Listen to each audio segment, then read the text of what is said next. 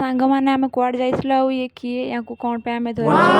ତ ହ୍ୟାଲୋ ସାଙ୍ଗମାନେ, ଜୟ ଜଗନ୍ନାଥ, ୱେଲକମ୍ କରୁଛୁ ଆଉ ଗୋଟେ ନୂଆ ମିନି ବ୍ଲଗ୍କୁ। ତ ଫ୍ରେଣ୍ଡସ୍, ମୋତେ ବହୁତ ନିଦ ଲାଗୁଥିଲା, ସକାଳୁ ଉଠିବା ପାଇଁ ବି ଇଚ୍ଛା ନଥିଲା, ହେଲେ କ'ଣ କରିବ, ନିଜ ନିତ୍ୟକର୍ମ ସାରିବା ପାଇଁ ପଡ଼ିବ। ତାପରେ ମୁଁ ସକାଳୁ ଉଠିକି ଝାଡ଼ୁଝୁଡ଼ା କରିଦେଲି। ଝାଡ଼ୁଝୁଡ଼ା କରିସାରିବା ପରେ ମୁଁ ଗାଧେଇକି ତାପରେ ମୁଁ ମୋର ଖାଇକି ଦୋକାନ ପଳେଇ ଆସିଥିଲି। କାରଣ କର୍ମ ହିଁ ଭଗବାନ, ତ ମୁଁ ସେଇଟା ଭାବେ। ତାପରେ ମୁଁ ମୋର ଖାଇବାଟି ଖାଇଥିଲି, ଭାତ ଆଉ ମାଛ ତରକାରୀ। ତ କିଏ ଖାଇବ ଆସନ୍ତୁ।